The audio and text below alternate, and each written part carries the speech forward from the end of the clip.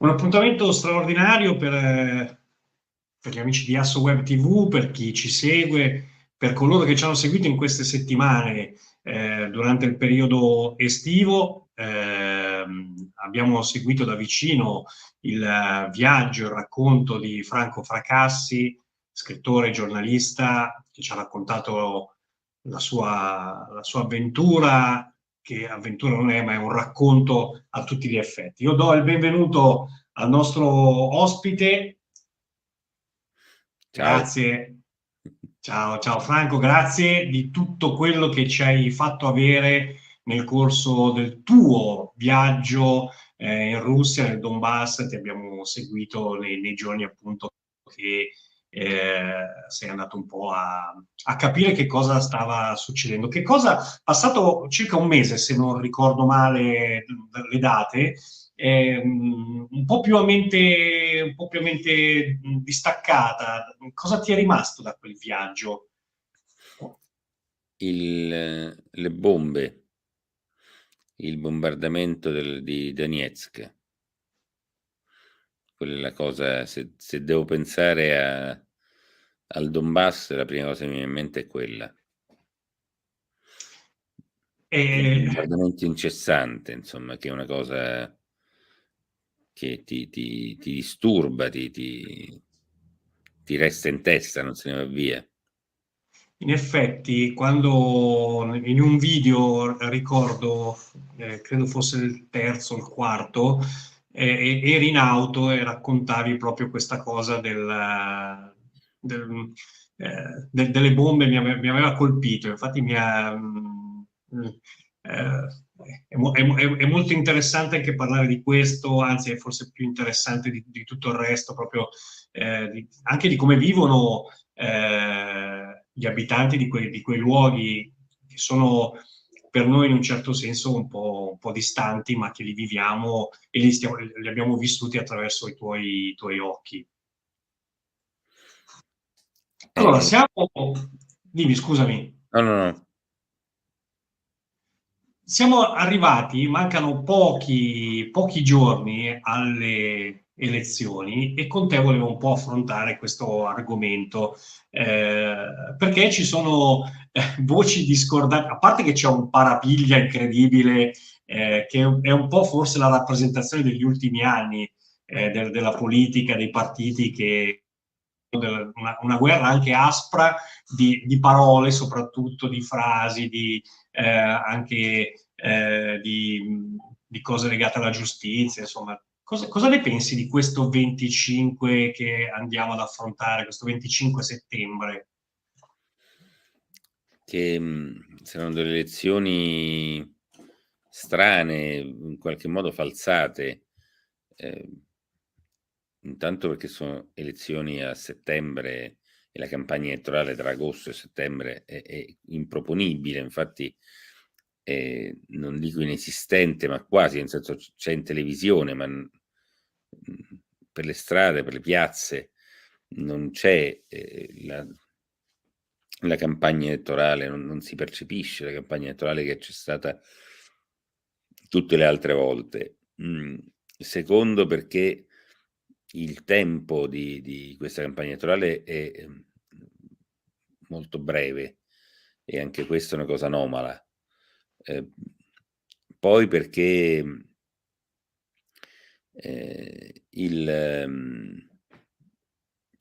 credo non sia mai successo che tutti i partiti principali, quelli che sicuramente entreranno in Parlamento, ma probabilmente ci sarà la possibilità che saranno anche gli unici, siano tutti quanti d'accordo, ovvero tutti quanti con lo stesso programma sostanzialmente, tranne piccole variazioni tra uno e l'altro. Non è mai successo nella storia una cosa del genere. Di solito queste cose succedono sotto le dittature e non in democrazia. E infine è un'elezione per me falsata, perché non, diciamo, non permette di evitare il nodo principale, che è quello misto tra guerra e pandemia, che arriverà a partire da ottobre. Cioè, le elezioni del 25 settembre fanno sì che noi non, che gli italiani non valuteranno la situazione e quindi sceglieranno con coscienza il loro voto in base alla realtà, ma in base a questa specie di realtà virtuale che non è quella reale che si è creata quest'estate. La realtà è che ci saranno tantissime persone disoccupate da qui a Natale, la realtà è che ci razioneranno l'energia, cioè addirittura non si potrà tenere acceso il televisore e la lavatrice contemporaneamente, non si capisce, insomma, siamo a questi livelli. La realtà è che i prezzi di qualsiasi cosa schizzeranno alle stelle e avremo difficoltà a pagare tutto.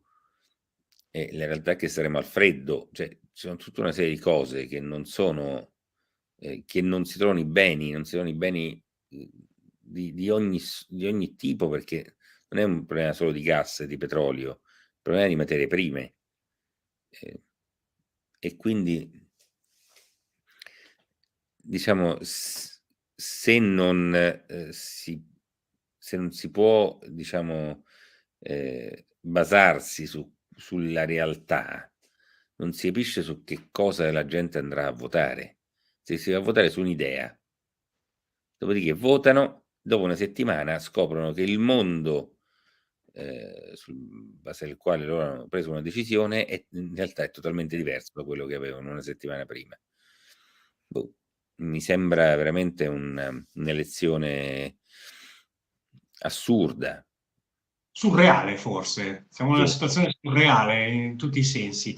A proposito di surrealità, nella conferenza stampa di Draghi di qualche giorno fa, lui ha chiaramente detto no, non sono disponibile a un altro mandato, e questo un po' ha spostato anche probabilmente anche alcuni partiti che facevano e fanno leva proprio sulla famigerata agenda Draghi.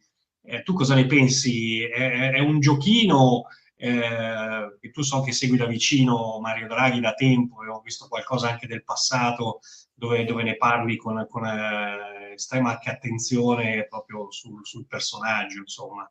Cosa mi sai dire in questo senso, proprio su questo suo rifiuto? Eh, che succederà? Cioè, cosa ne pensi, insomma? Penso che non lo so se Draghi accetterà o meno un eventuale secondo mandato, non ne ho idea. Quello che so è che lui ha portato avanti un lavoro che sarà portato avanti dal prossimo governo, questa è l'unica cosa certa, perché qualsiasi sarà il governo porterà avanti l'agenda Draghi, perché l'hanno dichiarato. Peraltro hanno votato tutti i provvedimenti che ha deciso Draghi. In questo caso qui è proprio dire deciso Draghi, cioè normalmente il Presidente del Consiglio è anche per la nostra Costituzione, ha un valore equivalente a quello degli altri ministri, né più né meno, insomma è semplicemente un coordinatore, e sono i ministri che poi propongono i singoli provvedimenti. Invece in questo caso, anche questo caso unico nella storia, il Presidente del Consiglio racchiude in sé tutte le cariche, comprese quelle di ogni singolo ministero, e quindi lui ha deciso e gli altri hanno eseguito. L'unica volta in cui gli altri non hanno eseguito alla lettera quello che lui ha deciso, si è andato via col pallone e ha deciso che bisognava votare. Però tutti quanti sono stati d'accordo. Quindi l'unica cosa certa è che lui, anche per interposta persona, continua a governare dopo queste elezioni. Poi se lo farà lui di persona non lo so, anche perché se vince il centrodestra, a rigor di logica dovrebbe essere la Meloni a diventare Presidente del Consiglio. Però non è che cambia un granché, nel senso che c'è la Meloni, c'è Salvini, c'è Letta, c'è c'è Calenda o Renzi o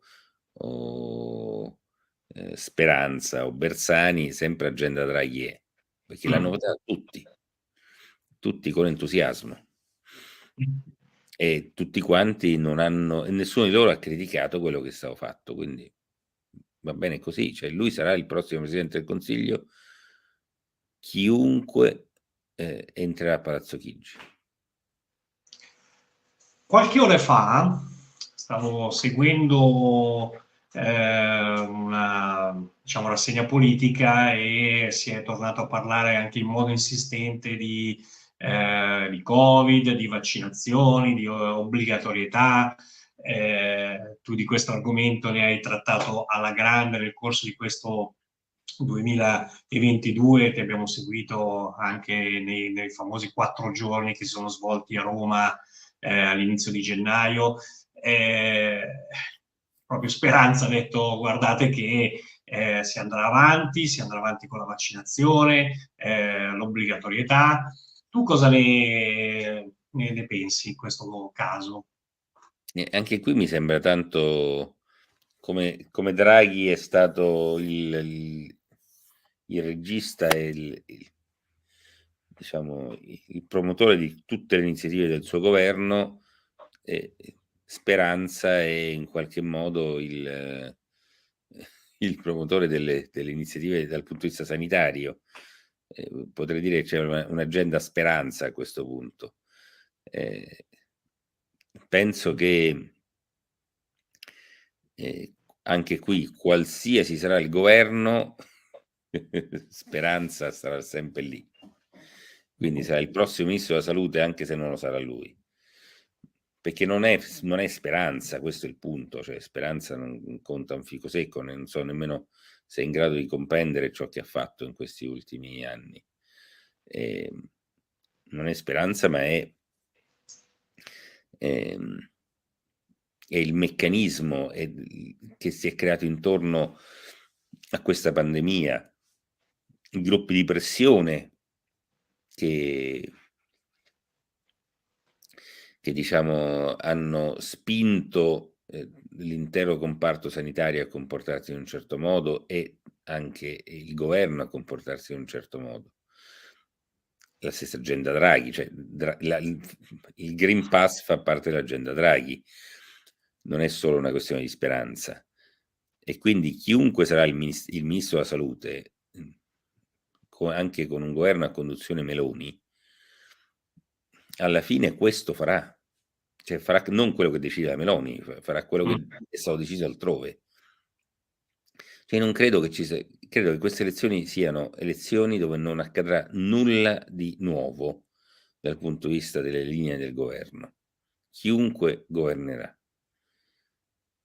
L'unica grande novità che ci sarà dopo le elezioni, spero che questa cosa qui non accada, però insomma c'è questa possibilità che per la prima volta nella storia, l'intero arco parlamentare diciamo, ha lo stesso obiettivo di programma politico. Questa è l'unica, a meno che non riusciranno a entrare dei famosi partiti del dissenso, che però si sono divisi in tanti rivoli e quindi sarà complicato. Se no, diciamo, loro potrebbero rappresentare l'unica differenza, l'unica novità. Il resto sarà così il Parlamento, sarà così l'azione di governo. Non so nemmeno se arriverà una nuova pandemia, ma tanto è sufficiente quella che già c'è perché poi per ovvie cose in inverno farà più freddo, ci sarà più diffusione del virus, e non ha nessuna importanza se poi finiranno in ospedale tante persone o poche persone, anche perché si troverà il modo per farcele finire tante persone. Almeno quello, io veramente sono sempre più guardo a quello che è accaduto in questi 2 anni e più mi convinco che questo era quello che bisognava fare. Far finire le persone in ospedale e chiudere tutto far fallire un sacco d'aziende, mettere il dissenso fuori dal consesso sociale. Ci sono riusciti benissimo e secondo me continueranno a farlo perché hanno tutti i media dalla loro parte. Poi si è aggiunta anche la guerra che ha amplificato la cosa. Non è lo so che posso sembrare un catastrofista, un pessimista, però No, sai cosa? Io penso che l'uomo della strada, quello che magari non segue attivamente i notiziari o comunque li segue, ma li segue in modo relativo perché magari ha gli impegni, la famiglia, i figli o altro, però le domande se le pone. E le domande sono quelle che, che chiedono ma ci sarà una guerra mondiale, ci sarà una guerra con la Turchia che si scatena, la Cina contro Taiwan piuttosto che altro. Insomma, tra l'altro di Taiwan diciamo anche che in queste ore c'è stato anche un importante terremoto che ha creato alcune difficoltà. Lo diciamo perché questa intervista noi credo la manderemo, è una registrata, lo diciamo per i nostri ascoltatori, ma viviamo sulla pelle ogni minuto, ogni giornata di anche notizie spiacevoli, così come quelle che riguardano gli amici delle Marche. E quindi l'uomo della strada si fa la domanda, ma ci sarà una guerra mondiale? Franco, lo chiedo a te, perché qua le dinamiche... come faccio a rispondere a una cosa del genere? No, Non lo lo so, so, no. dovrei stare nella testa di Biden e non ne ho idea, cioè non credo sia una follia e anche il più fanatico dei fondamentalisti come Biden è uno di questi, insomma, si ferma di fronte alla possibilità di una terza guerra mondiale, quindi non credo, non lo so, spero proprio di non sbagliarmi. Il punto è che si può tranquillamente devastare tutto senza arrivare alla terza guerra mondiale. E gli Stati Uniti ce ne stanno veramente mettendo tutta perché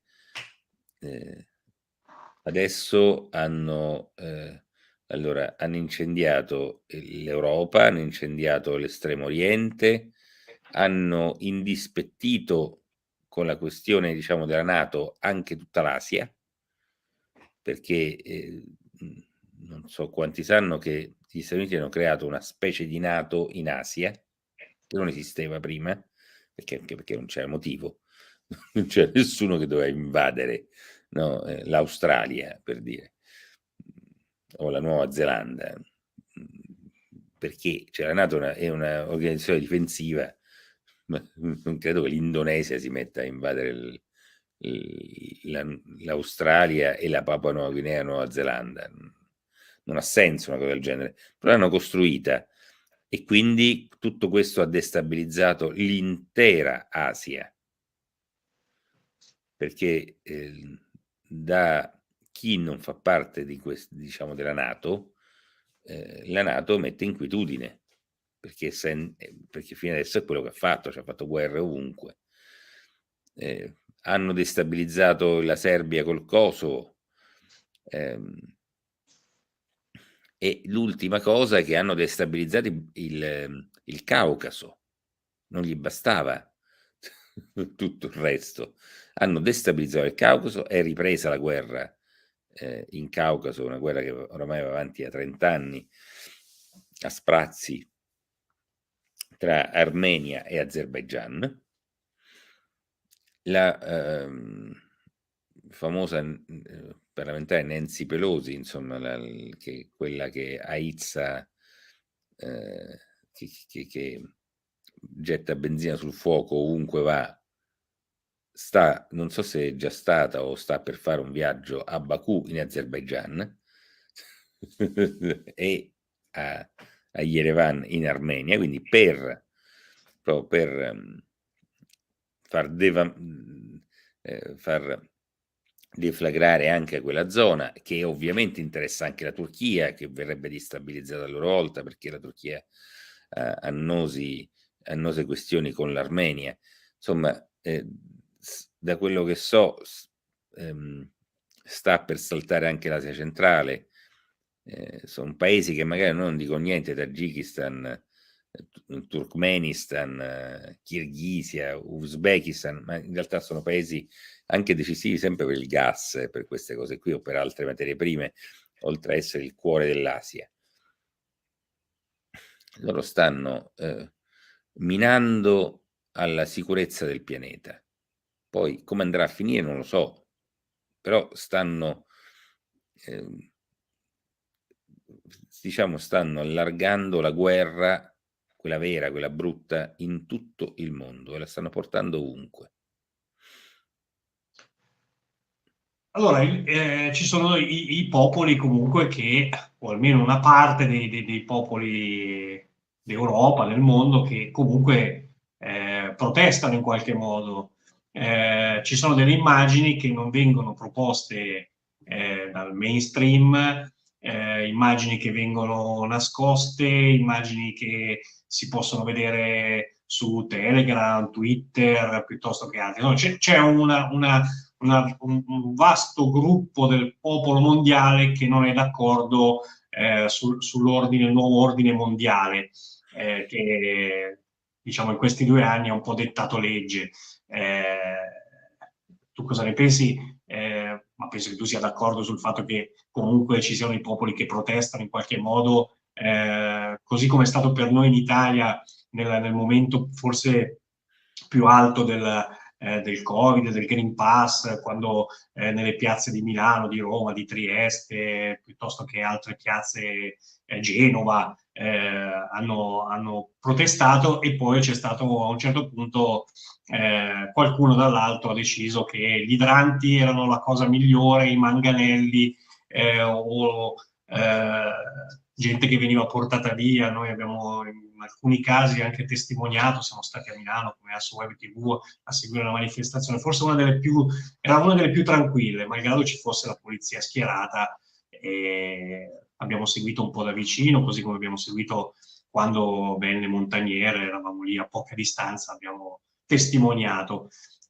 Quindi c'è un gruppo di persone, tante persone che non sono d'accordo. Sì, tante persone è una cosa relativa, nel senso sono tanti in termini assoluti, ma sono pochi in termini relativi, perché in realtà si tratta di una percentuale risibile a livello della popolazione italiana e internazionale. Quindi sì, c'è gente che protesta, non direi che c'è i popoli che protestano. Sono persone che hanno consapevolezza di ciò che sta accadendo, di ciò che è accaduto, e quindi protestano, cercano di fermare il corso della storia così nella direzione che ha preso. E il problema è che invece la massa non ha preso coscienza per nulla, non si è resa conto di quello che è successo, anzi probabilmente approva tutto quello che stava fatto. Almeno in Occidente è così. Poi per carità c'è il resto del mondo, dove però l'opinione pubblica conta di meno. Io non sarei così ottimista, nel senso che finché non si ha questa, non ci si rende conto che si è massa, diciamo la somma delle persone non è non è decisiva per poter spostare gli equilibri. Non conta che si è ammesso, in questo momento non credo sia la maggioranza, per esempio prendendo l'Italia non è la maggioranza, ma ammesso che la maggioranza degli italiani siano contro tutto quello che è stato fatto fino adesso e quello che sarà. Ma non lo sanno che sono la maggioranza. L'idea è che il dissenso è una piccola fetta, una minoranza, e questo esprimeranno le urne. Cioè le urne alla fine, cioè uno può pure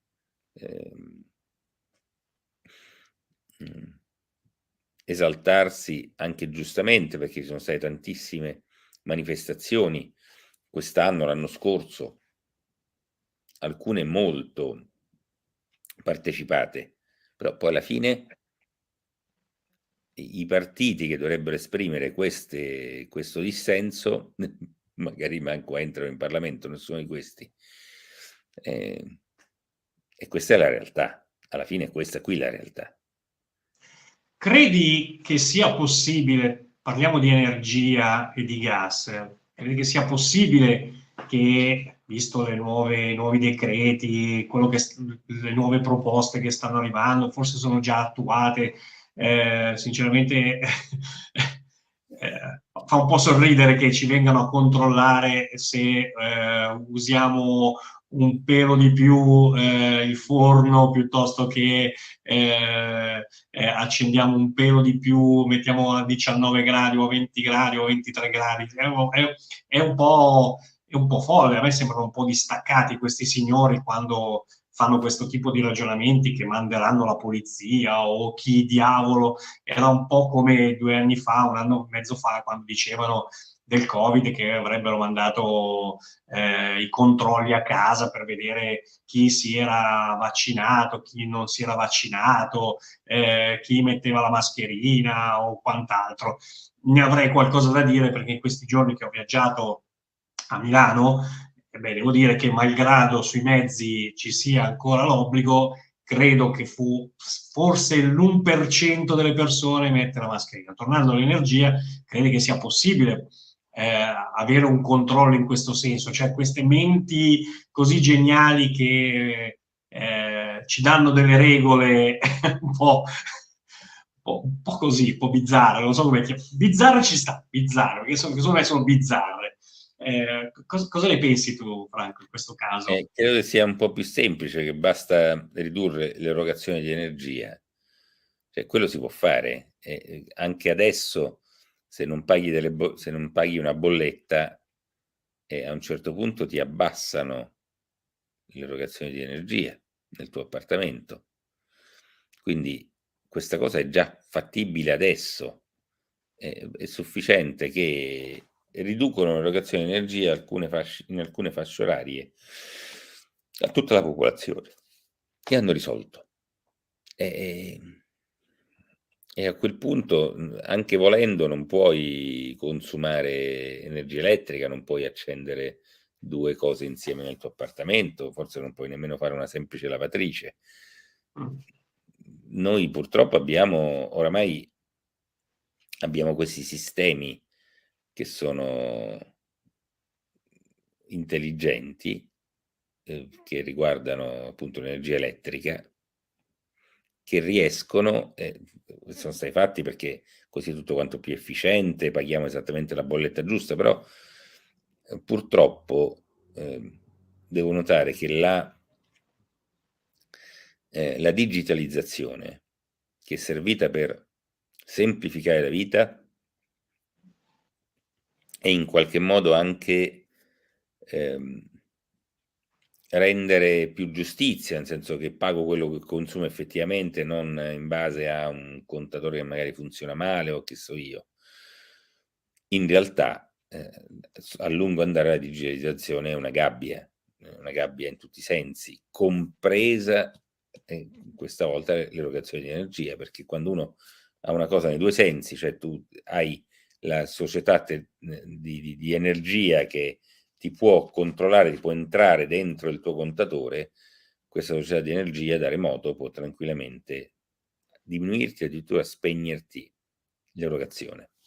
Quindi quello credo sia fattibile. Il gas non lo so, il gas non so bene come funzioni,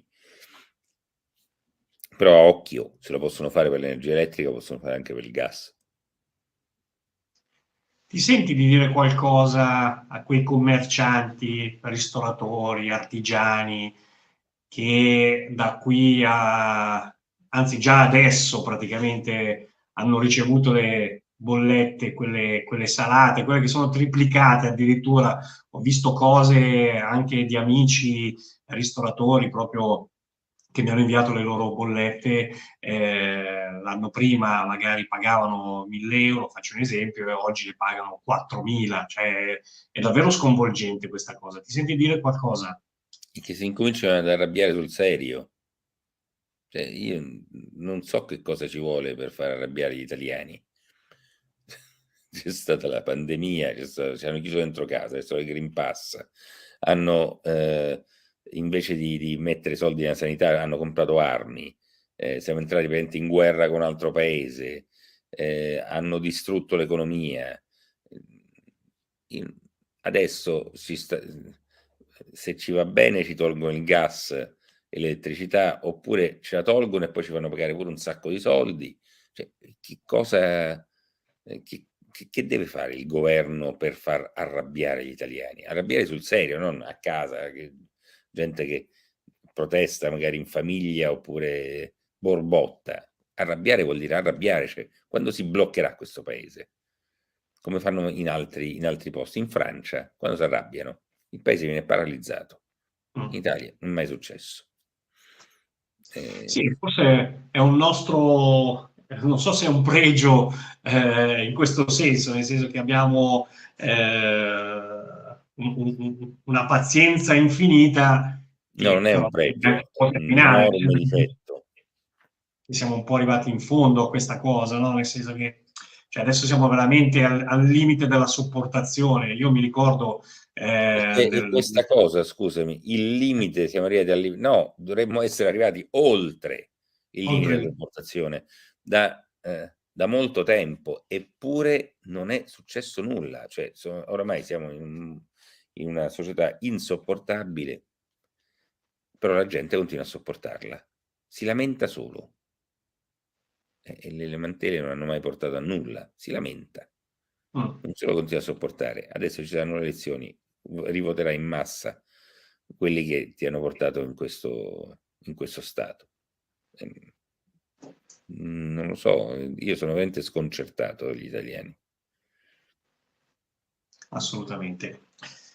Allora, siamo arrivati al termine di questo incontro. Io ti voglio ringraziare ancora per la disponibilità. Ci ritroveremo sicuramente più avanti, magari verso la fine dell'anno, insomma. In realtà io tempo fa ti scrissi che volevo parlare con te di fake news e ne parleremo sicuramente più avanti di fake news. È un argomento che mi interessa e ringraziamo anche gli amici che ci seguono sul nostro canale YouTube, che hanno seguito i tuoi interventi, sono stati davvero tantissimi e sono ancora adesso sul nostro canale TikTok, dove abbiamo riproposto appunto i tuoi servizi del Donbass. Io ringrazio Franco Fracassi per essere stato qui con noi su Asso Web TV. Grazie a te, grazie a tutti quanti.